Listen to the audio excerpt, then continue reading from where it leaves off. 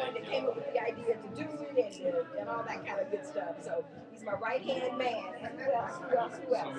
All right, I think I've got everybody so far. Now we were talking about social networking. We're talking about the idea of how people have stopped talking. They're texting, they are Facebook, they're on Tumblr. And Dr. Adrian, you mentioned to me about the article in USA Today, and I want to have you at this time talk from a, let's see, doctor, so for those of you who don't know her, doctor is not a nickname. I mean, doctor is, she's a kind of PhD.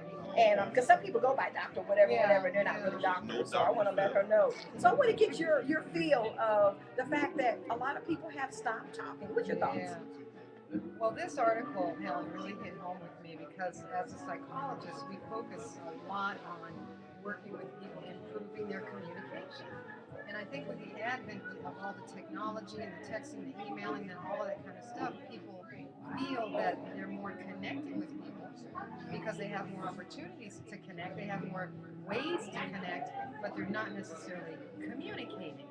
And that's my concern about it. You know, when email first started, people sent emails, they were kind of brief. You didn't even have to have your spelling correct. Now people go, you know, you misspelled that word in your email. Because back when people first started emailing, it was just a quick kind of a note. Now people write, you know, novels in their emails. I'm guilty of that too.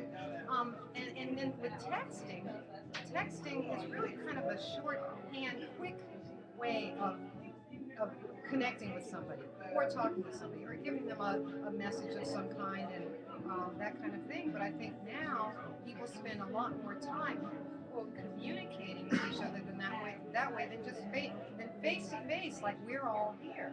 And I think the problem with it is a lot of the true communicating is lost when we just focus on sending words to people, because a lot of communication and a lot of what when we get a sense of people, you know, whether we like them, whether they make us uncomfortable, and so on, is because of all the nonverbal stuff.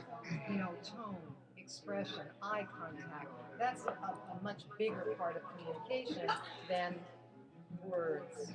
So that's my concern about it. Is yes, I think that it's convenient. It's a way of communicating with people who are not in the same city. I know I do a lot of that because my family's in California. So I do recognize the benefits of all the new technology, but I think when it comes to people really feeling connected and really communicating, there's something kind of lost. That's my concern. Anybody want to respond to, or, okay, Denise? I was going to say I agree. I think that some people are very comfortable just communicating via text or email for whatever reason. And I always tell people, if I happen to meet somebody on the net, I always say, I am an energy person. I need to feel you. I need to be in your presence, look at you, talk to you. And I had a situation several years back where I had met someone, and actually it wasn't on the net, but somebody introduced us. We exchanged numbers, and I got a text that said, do you text? I said, sure, I text. Well, I text back and forth with this person who never called. And one day, he's like, well, we're in a relationship. And I said, oh, thanks for the news. But we had been texting so much that in his mind, he had created this situation. And I never laid eyes on him. So some people can become connected, but I don't understand it because you can't hear emotion. There's no, rise and fall of your voice. Wait a minute. What about all caps? Isn't that what I'm shouting at you? Now, I have an issue with all caps. Do you? Oh, yes. Well, because it's hard to read. It's like, and I don't know what it means. Yeah, don't know what it really means. Because some people, now it's different, like the way you put yours where it's caps and small letters. That's different. I'm talking about when somebody sends a whole text and it's caps. And I'm like, okay, is that an accident or what? They just Okay, had is the that caps accident? up. That's what. They just had the caps up. They just had the caps up. No, But some who people- types that way? A lot Who of types times, that way? a lot of Problem, times I you type don't with all know. caps But too. see, but, You know. but that's the problem. You don't know what it really means. Yes. Yeah, and that's what I was just saying. That's the problem is that you don't really know what that all caps means. There's a lot of things we have to do. We have to do a lot of interpreting when we're reading an email, when we're reading a text, in terms of what a person is really trying to say from an emotional standpoint. I don't mean the words.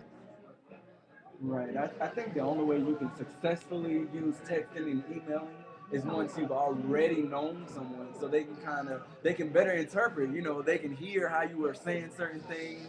And as far as the writing in all capitalization, I know some people who do that all the time because that's just how they prefer to write. But some people do it to show that they are yelling or angry or exclamatory. It just, you have to know the person. But if you've never met them in person, sometimes you don't know how to take that. So I had a discussion with a friend of mine who's a little older, and he said there was a rift between the new generation and the old generation because us new generation people would prefer to text and keep up with each other via the internet, and we don't like getting on the phone. I know I don't like to. And he said he felt like it's because most of us do not know how to articulate ourselves, and that's an easier way for us to communicate. And after we actually had a phone conversation, he said, I'm surprised because you're very articulate and you can articulate your thoughts. Why don't you like to speak? And I said, I just don't like to. I'm used to texting. You know, that's what we were brought into. But I just think it's better when you know the person first, and then you can continue and keep up with each other via text message and online. Well, one of the challenges that I have too, and I guess it's the journalist in me, is when I see so many misspelled words or the little cute short words for whatever, you know, and it makes you wonder: do they really talk like that? Is this really, you know, we're going to come back. We gotta go to the top of the hour, but it makes you wonder. I mean, when it comes to English and grammar, you know, there are people of color that are really lacking in that. And sometimes, is this for real or is this Memorex? We're going to be back on the other side of the break. You would text me. You would text me, different things.